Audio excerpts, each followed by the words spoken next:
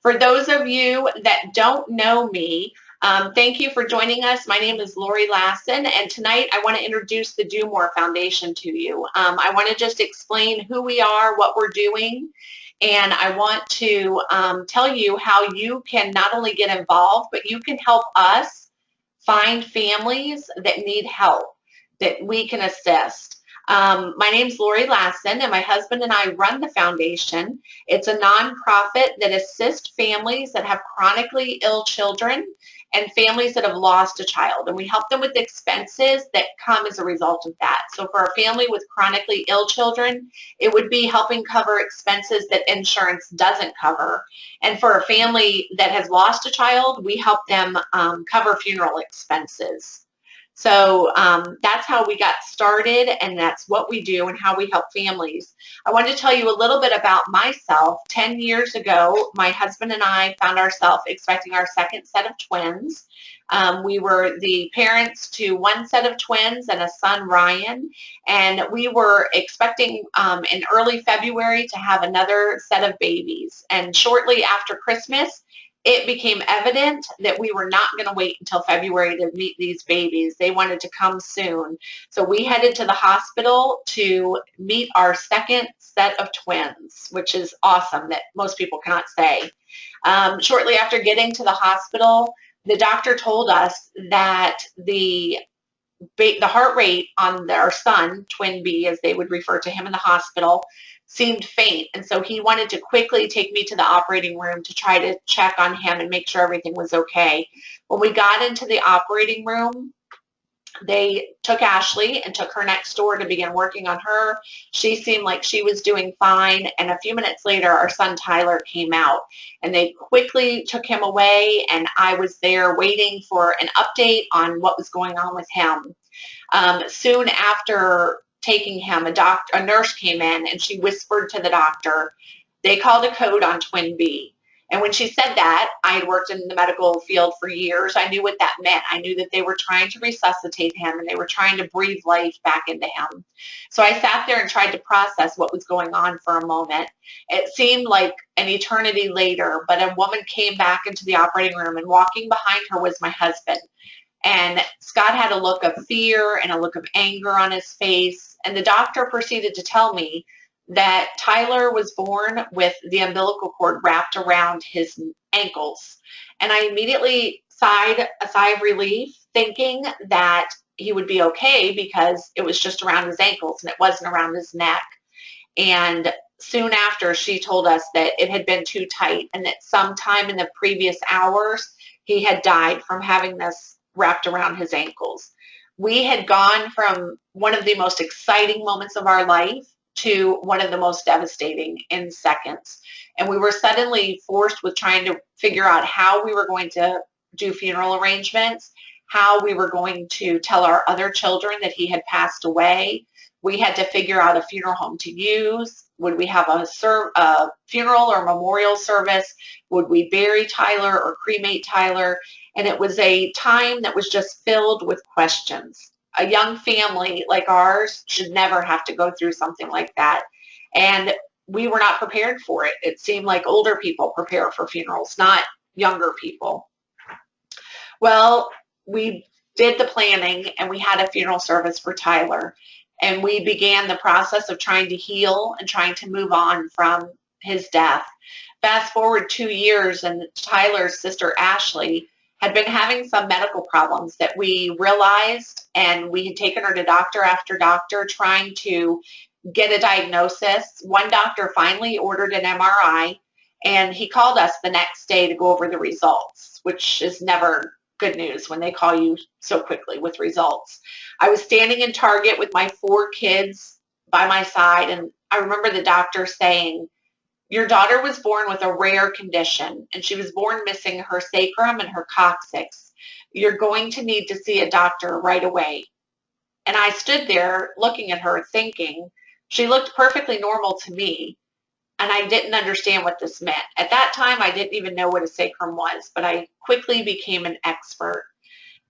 We started a series of doctor's appointments, hospitalizations, surgeries. We were seeing doctor after doctor. and we became aware of a segment of society that existed that we didn't know about. We found out that our specialist that treated Ashley's diagnosis was in another state. And so we made our first trip up there. It took 10 days. And then we've been back about 25 times since then to see this group of doctors. But they're the specialist in her condition. And so we would go literally across the ocean if we had to be able to find a doctor that could treat her. Our vacations were now replaced with out-of-state trips to the hospital. Dinners out were now replaced with co-pays. We realize that a lot of families go through the same thing. Families that are now caring for chronically ill children. Families that are more concerned with advances in medical therapy instead of teaching their children even to tie their shoes. Families that are split up for long periods of time while their loved ones are getting care. Families that replace parenting books with medical journals. We realize that much like us, these families had a burden, and it was beyond what insurance would cover. Insurance is great, and it pays for hospitalization, it pays for a lot of medications, but it doesn't pay for everything, especially when it's a child and you have to have a mom or a dad with that child, especially when you have to pay for mom and dad to get back and forth from the hospital, or when you have to pay for meals in the hospital. When a child's in the hospital will bring a tray of food for the child, but mom and dad don't get anything. So they have to eat in the cafeteria, or many hospitals have restaurants now like Starbucks, Subway, McDonald's. They have to eat there, which 3 meals a day, that can get costly. So we have found that families just go without food because they can't afford to spend the money 3 meals a day eating in the hospital. We did research and we started to wonder if an organization existed that helped families like us, helped families like the families we were coming in contact with suddenly. And we couldn't find an organization that existed that was not diagnosis specific. And what I mean by that is there's organizations that will cover a specific diagnosis. For example, if you have cancer, an organization will help you pay for some expenses above and beyond what the insurance pays. Or if you have a certain diagnosis like sickle cell. But to cover a broad range of diagnoses, we couldn't find an organization that helped. And that's when the Do More Foundation was born.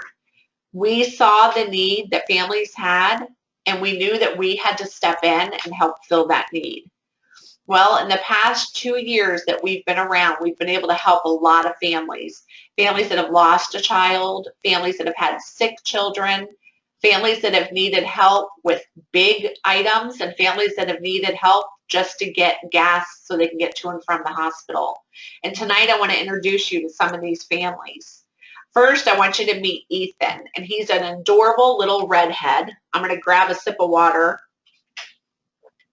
Ethan has type 1 diabetes, which means in his case, his body produces no insulin.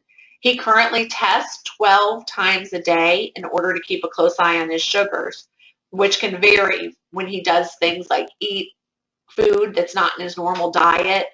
Even when he exercises, it can change his sugar, stress, or a lack of sleep. Ethan's family contacted us because they needed help trying to get a monitor that was kind of new on the market, and it would help Ethan with his sugars. It would help them not have to get up in the middle of the night and test his sugars. And it would help the extended family feel more comfortable with taking care of Ethan. At this time, they didn't feel like they could take care of him alone because they were worried that he would have a crisis when they were alone with him.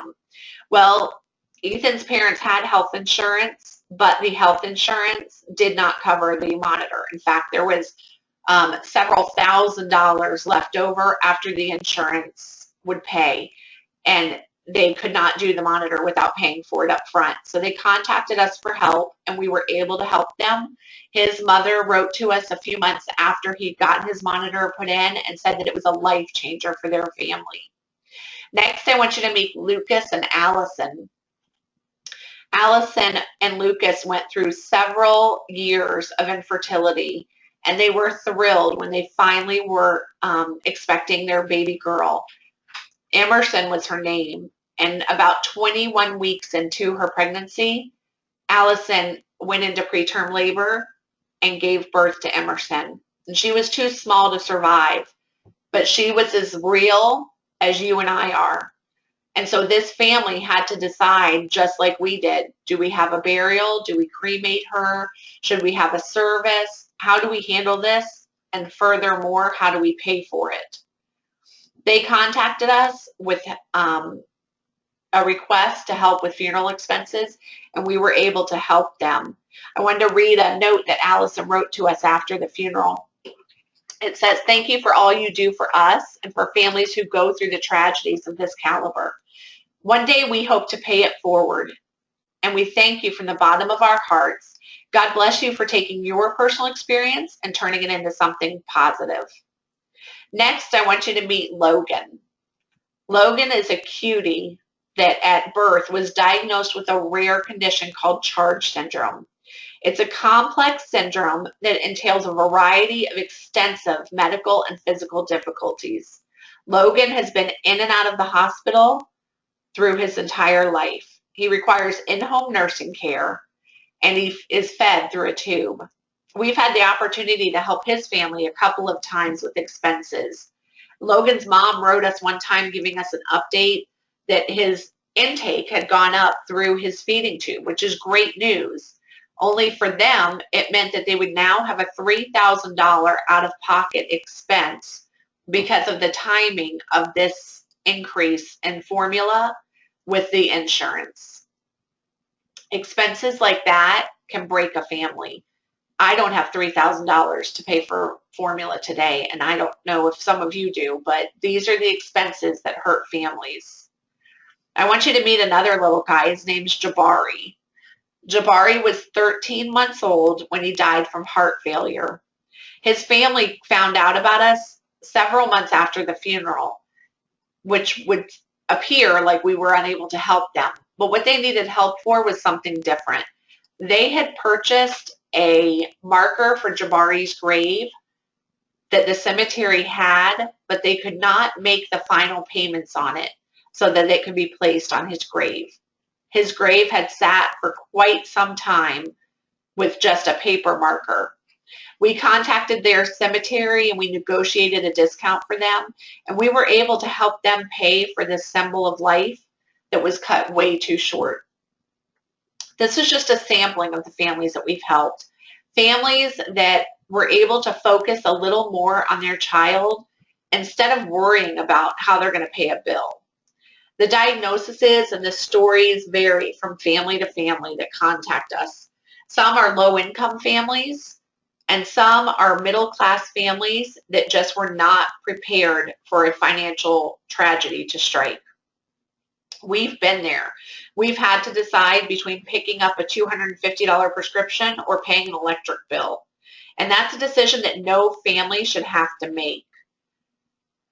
Families should not have to decide if they can afford care for their children or if they should have to stay at work so that they can continue to pay for the bills while their child's in the hospital. One of the hospitals that we visit frequently is filled with kids sitting in rooms alone. 75% of these families go to work while their kids are in the hospital, and they're left in the care of wonderful nurses and child life specialists, but they're still left in the hospitals alone because the families don't have another option. They need to keep working so that they can care for their children. As part of our commitment to encouraging families, we get involved in the community. We visit children's hospitals and we pass out backpacks. We've taken lunch to them on many occasions from our local Chick-fil-A restaurant. We'll even give the parents gift cards to Starbucks or to McDonald's or to whatever restaurant is in that particular hospital. Many times the backpacks are filled with extra gifts, not only for the child, but for mom and dad. We've been able to pass out over 500 backpacks since we've been in business. And we gather volunteers that will also help us. They make blankets and pillowcases, Instead of walking into a stark, sterile hospital room, kids can walk into a room that's more inviting or filled with maybe their favorite cartoon character on a pillowcase. This month is the Pregnancy and Infant Loss Awareness Month, and it's a big month for us as an organization. Over 75% of the families that contact us are seeking help related to the death of an infant. It's a very real fact. According to the CDC, in 2013, 25,000 infants died across the United States. That's a lot of families that are affected with a decision to make. A lot of families that have to choose between a burial or cremation or a memorial service or doing nothing at all for their baby. Thursday, in just 2 days, October 15th, is Pregnancy and Infant Loss Awareness Day. And as an organization, we're setting aside time to remember the babies that we lost too soon. For our family, we're going to be remembering the baby that we lost by miscarriage and Tyler, our son that was born still. The Do More Foundation is giving families a way to remember these precious ones. And you can see a tag that we've created that you can print off by visiting our website, and you can attach that tag to a balloon or to a paper lantern on Thursday and have a special time with your husband or your wife or your kids, just a time to remember your baby that you lost. It's never easy to remember these babies and to focus on them, but we as moms don't ever want to forget that they existed. So I relish any occasion that I can take to remember my son. I invite you to join in. Maybe you lost a baby, or maybe you had a miscarriage and you want to reflect on that on Thursday. Maybe you know somebody that this would apply to. I would encourage you on Thursday to reach out to them. Maybe send a text of encouragement. Just say, you know what, I'm thinking of you today. I remember your son or your daughter that was lost. That would mean so much to a mom or a dad that's grieving. We don't ever want people to forget that our sons and our daughters existed. And that's one of the scariest things when you lose a baby, is that you feel that people will forget about them. So I invite you to join in with us and help us participate and remember these babies. So I've told you how we got started, and I've told you what we're doing. And now I want to tell you how you can get involved. First of all, families need to know that we exist. So far, finding families that need our assistance has not been a problem. We get applications almost every day for help. We've connected with social workers from hospitals in California all the way to the East Coast in New York and Pennsylvania. And we've done a great job of connecting with them and being able to communicate to them so they can communicate to their families how we can help. But there's some families that don't know about us, families that are in crisis because they have a sick child, or families that are facing a crisis because they've lost a child. These are the families that we want to make sure they know that help is out there. If you know a family that can have help from us, they can go right on our website and they can fill out an application. It'll just take a few minutes, and we'd be happy to look it over and get in touch with them.